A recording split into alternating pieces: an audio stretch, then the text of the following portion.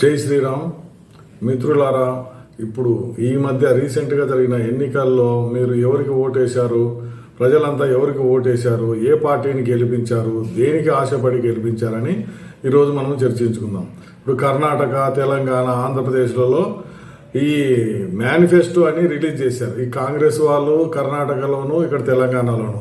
అక్కడేమో తెలుగుదేశం పార్టీ ఏమన్నారు, అన్ని ఉచిత పథకాలు అన్నమాట. రకరకాలుగా ఇది మహిళలకు నెల నెల 2,500 ఇక్కడ తెలంగాణలో, కర్ణాటకలో ఇస్తామంటే అక్కడేమో నెల నెల 1,500 ఇస్తామని, 500 రూపాయలకే గ్యాస్ సిలిండర్ అని, తర్వాత 200 యూనిట్లు కరెంటు ఉచితమని, తర్వాత తులం బంగారం ఉచితమని, ఇంకా రైతులకంతా కూడా ఇక్కడేమో 15,000 ఒక్కొక్క రైతుకు సంవత్సరానికి ఇస్తామని, అక్కడేమో ఆంధ్రప్రదేశ్లో 20,000 ఇస్తామని, తర్వాత చదువుకున్న పిల్లలు ఉంటే ఎంతమంది పిల్లలు ఉన్నా కూడా అందరికీ ఒక్కొక్కరికి సంవత్సరానికి 15,000 ఆంధ్రప్రదేశ్లో ఆశ పెట్టారు.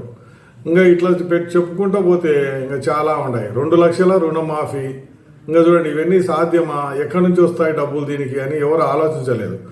వీళ్ళు కర్ణాటకలో కానీ, ఆంధ్రప్రదేశ్లో కానీ, తెలంగాణలో కానీ ఉచితాలకు ఆశపడి ఆ పార్టీలను ఎన్నుకున్నారు. కర్ణాటక, తెలంగాణలో ఏంటి, వాళ్ళు చాలా చీప్గా బిహేవ్ చేశారని ఈ చర్చిలలో మన హిందువులను గురించి ఎగతాళి చేసుకున్నారనమాట. వీళ్ళు చూడండి, ఏదైనా ఉచితం ఇస్తామంటే రాక్షసులను కూడా ఎన్నుకుంటారు, వీళ్ళకి అసలు కనీసం బుద్ధి జ్ఞానం ఏమైనా ఉందా అని చాలామంది చర్చలు జరిగినాయి. ఇక్కడ ఆంధ్రప్రదేశ్లో అంతే అన్నమాట. విపరీతమైన ఉచిత పథకాలు ఇస్తామంటే ఆయన జగన్ ఇచ్చి ఏం చేశాడు, మొత్తానికి రాష్ట్రాన్ని అంతా అప్పులపాలు చేశాడు. ఇక్కడ తెలంగాణలో ఈయన ఏం చేశాడు, చంద్రశేఖరరావు చాలా ఉచిత పథకాలు ఇచ్చి వృధా పథకాలన్నీ పెట్టేసి అప్పులన్నీ చేసి తెలంగాణను అధోగతి పాలు చేసినాడు. ఇప్పుడు తర్వాత అంతకన్నా ఇంకా ఎక్కువ, అంటే జగన్ కన్నా, చంద్రశేఖరరావు కన్నా ఎక్కువ ఉచితాలు ఇస్తామంటే ఎవరిని ఎన్నుకున్నారు మీరు? అది ఆలోచన చేశారా? ఇక్కడ నుంచి వస్తున్నాయి డబ్బులు, ఆకాశం నుంచా? ఇప్పుడు ఆల్రెడీ మనకు 8 లక్షల కోట్ల అప్పు ఉంది తెలంగాణ రాష్ట్రానికి. అక్కడ కూడా చాలా పెద్ద అప్పు ఉంది, 10 లక్షల కోట్ల పైన. మరి ఇవన్నీ ఎవరు తీరుస్తారు? ఎక్కడి నుంచి డబ్బులు వస్తాయి? ఆస్తులు ఎన్ని అమ్ముతే ఈ అప్పు తీరుతుంది? ఏదైనా అప్పు చేశామంటే కంపల్సరీ ఖచ్చితంగా కూడా మనము అప్పు తీర్చాలి. ఎట్లా తీర్చాలంటే ఆస్తులు అమ్మి. మరి మీరు దానికి అంతా సిద్ధంగా ఉన్నారా? ఏ ప్రభుత్వ ఆస్తులు అమ్ముతే మనకు నష్టం అవుతుంది అది ఆలోచన చేయలేదు. ఏంటంటే ఉచితంగా ఇస్తామన్నారు, వేసేయండి తులం బంగారం, అది ఎంత సాధ్యమేనా? తర్వాత ప్రతి బిడ్డకు 15,000 ఇంటికి డబ్బులు, అంటే ఎంతమంది పిల్లలు చదువుకుంటుంటే అంతమంది. ఇవన్నీ సాధ్యమయ్యేటినా? మళ్ళీ నిరుద్యోగ వృత్తి కూడా అన్నారు. 3,000 ఒక చోట అంటే, 2,000 ఒక చోట అంటే. ఇవన్నీ సాధ్యం కాని పథకాలే. కానీ ఏంటంటే ప్రజలు గొర్రెల కన్నా అధ్వానంగా నమ్మేసి ఏ పార్టీలకు మీరు ఓటేశారు, ఆ పార్టీల చరిత్ర ఏంటి, ముందు ఆ పార్టీలు అంతకుముందు ప్రజలకు ఏ విధంగా మభ్యపెట్టి గెలిచారు అది గుర్తు పెట్టుకోవాలి మనం. గెలిచిన తర్వాత వాళ్ళు ఏం చేశారు, ఎన్ని కుంభకోణాలు చేశారు?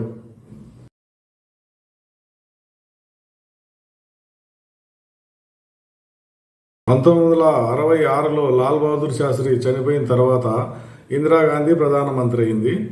అప్పుడు ఎన్నికలు ఏమి లేవు, ఆమెనే ప్రధానమంత్రిగా ఉంచారు. తర్వాత 71లో ఎన్నికలు జరిగినాయి. 71లో ఎన్నికలు ఏంటి, గరీబీ హఠావో నినాదంతో ఇందిరాగాంధీ ఎన్నికలకు ముందు వచ్చేసింది.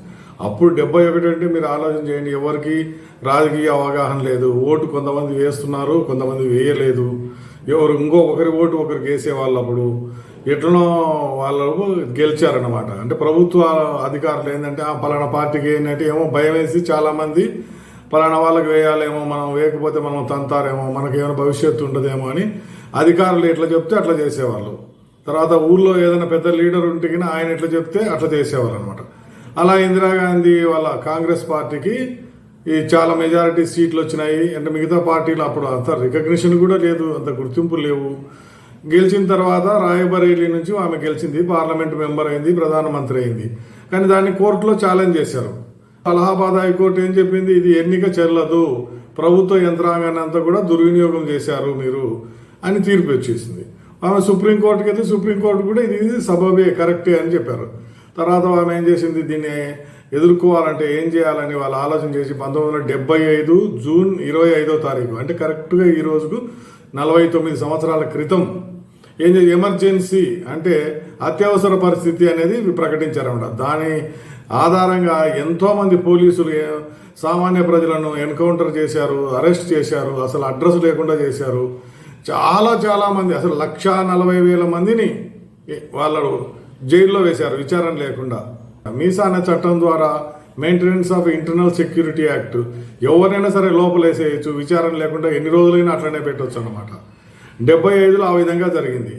75 నుంచి 77 వరకు వాళ్ళు కంటిన్యూగా అదే అయినా పోలీసులకు విపరీతమైన అధికారాలు ఇచ్చారు. తర్వాత టర్క్మెన్ గేట్ ఉదంతం అది తెలుసు కదా, అక్కడ ఏమి గుడిసెలు లేకుండా తొలగించేశారు. సంజయ్ గాంధీకి ఫుల్ పవర్ అన్నమాట. ఆయన ఏమి అధికారంలో ఏం లేడు, ఏ మంత్రి పదవి లేదు, అయినా కూడా ఆయన చెప్తే అందరు వినాల్సిందే అనమాట, వందిమాగతులంతా కూడా. అట్లా జరిగింది.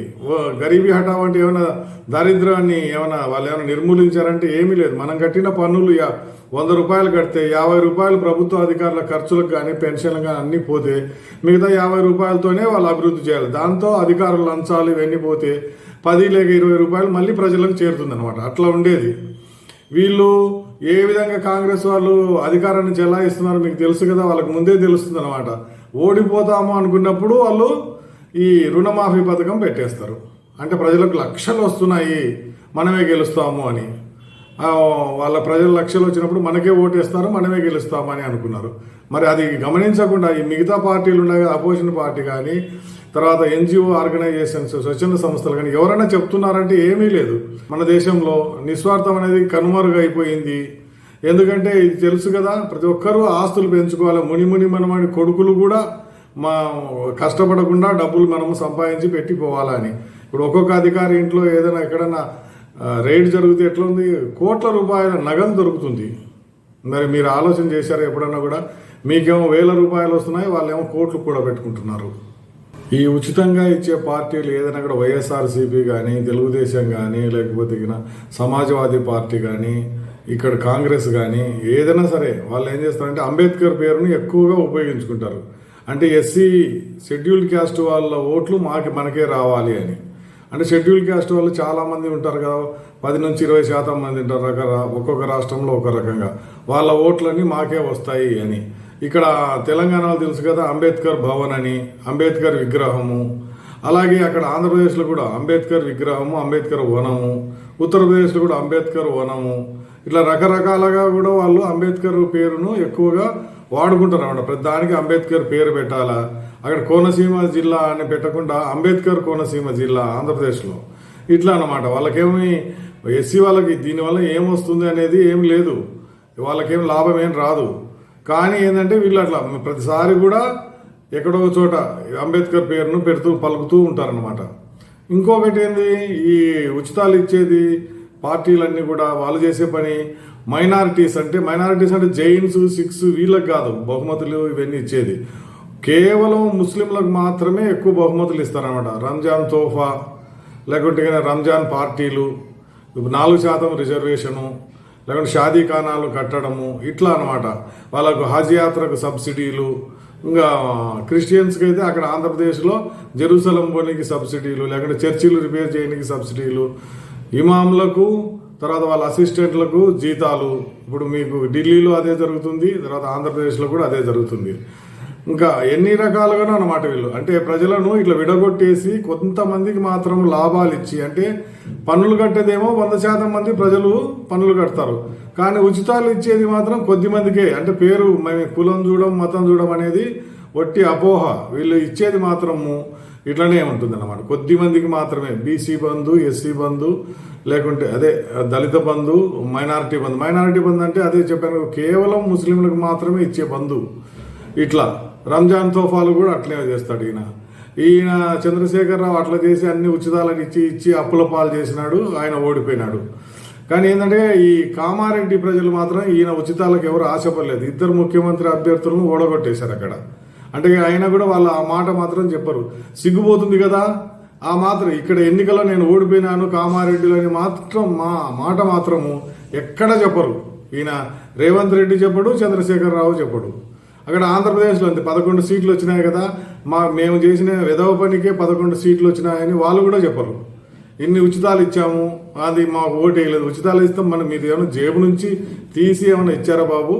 అది గుర్తుపెట్టుకోండి. మీరు ఏమి జేబు నుంచి ఏమీ, మీ ఆస్తులన్నీ పెరిగిపోయినాయి.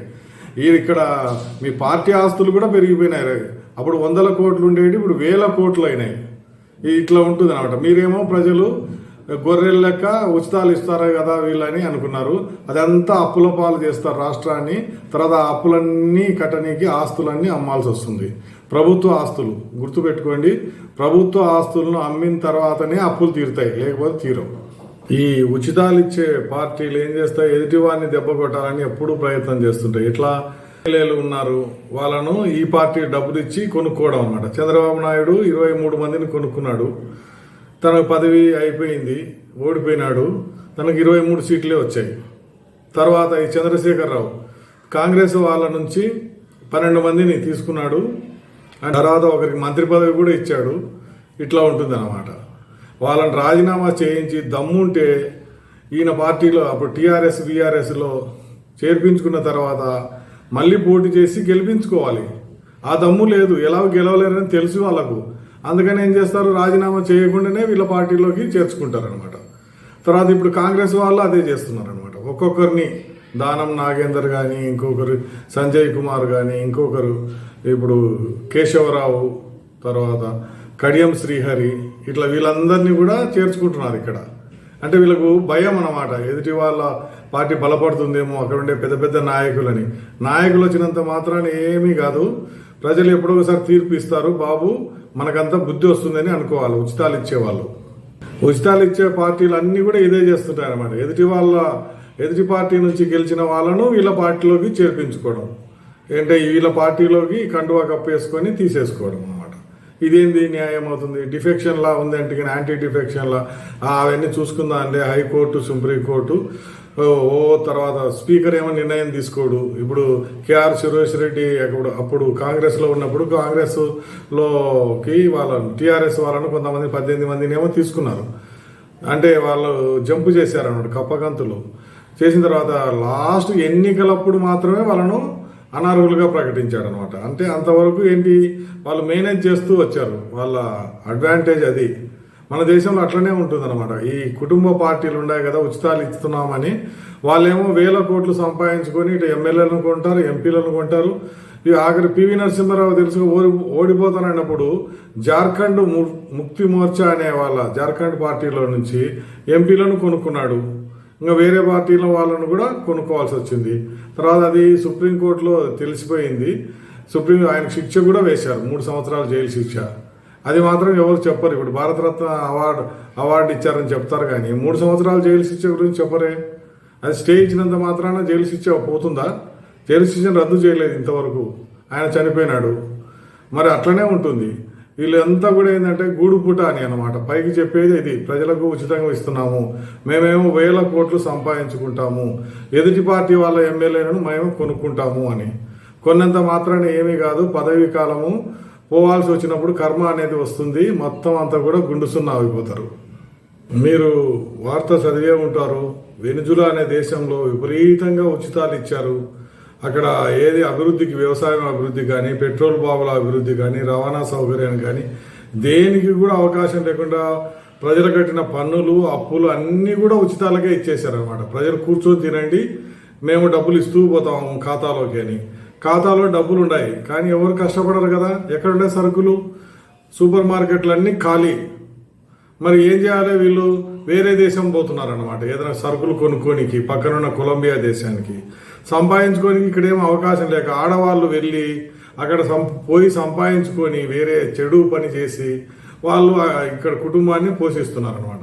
1000 కోట్ల రూపాయలు ప్రతి నెల అప్పు చేసి ప్రజలకు ఏదో ఉచితంగా ఇస్తామని చెప్తున్నారు కదా వీళ్ళు. ఈ కుటుంబ పార్టీలు, కాంగ్రెస్ వాళ్ళు కానీ, తెలుగుదేశము, వైఎస్ఆర్ కాంగ్రెస్, లేకుంటే వీళ్ళంతా కూడా చెప్పాలి ఇప్పుడు ఆ అప్పును ఎలా తీరుస్తారు ప్రజలు, లేకుంటే ప్రభుత్వం ఎలా తీరుస్తుంది.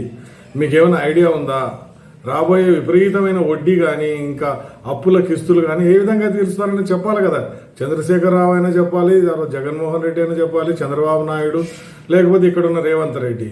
మరి వీళ్ళు చెప్తేనే అది ప్రజలకు అవగాహన ఉంటుంది. అట్లా కాదు మేము అన్ని ఆకాశం నుంచి పిండుకొని వచ్చి మీకు అంతా ఉచితంగా ఇస్తున్నామంటే అది ఎవరు నమ్మే స్థితిలో లేరు. వీళ్ళు ఉన్నారు కదా మేధావులు, జయప్రకాష్ నారాయణ కానీ, లేకుంటే ప్రొఫెసర్ ఈయన కానీ, కమ్యూనిస్ట్ అయినా, వీళ్ళంతా నాగేశ్వరరావు, ఇంకా ఎవరైనా కూడా ఈ విలేకరులు కానీ, తర్వాత పత్రికా ఎడిటర్లు ఉన్నారు కదా, రాధాకృష్ణ కానీ ఇంకా వీళ్ళంతా కూడా చెప్పాలి ఇప్పుడు ఏంటిది ఇంత అప్పు అయింది కదా, ఈ అప్పు వల్ల మనకు నష్టం ఏంటి అని. మరి ఏంటి నోరు మూసుకొని ఉంటే రాష్ట్రాలన్నీ నాశనం అయిపోతాయి కదా. కర్ణాటక అట్లనే నాశనం అవుతుంది, తర్వాత ఇక్కడ తెలంగాణ నాశనం అవుతుంది, ఆంధ్రప్రదేశ్ కూడా నాశనం అవుతుంది. తర్వాత కోలుకోలేకుండా ఉంటారన్నమాట. రిక్రూట్మెంట్ చేయాల్సి వస్తుందని ఒకడేమో 58 నుంచి 60, ఇంకొక ఆయనేమో 58 నుంచి 61, తర్వాత 60 నుంచి 62. అంటే మీరు చేసే అన్యాయాలన్నీ ఇట్లా ఉంటాయన్నమాట. ఉచితాలు ఇస్తున్నట్టే ఉంటారు, ప్రజలకు గొంతుకు వస్తుంటారు అనమాట. తడిగుడ్డతో గొంతు కోయడం అంటే ఇదే రాజకీయ నాయకులు చేసే పని ఇది. మనం వాటిని సహించుతూ కూర్చోవాలన్నా మీరు ఆలోచన చేయండి.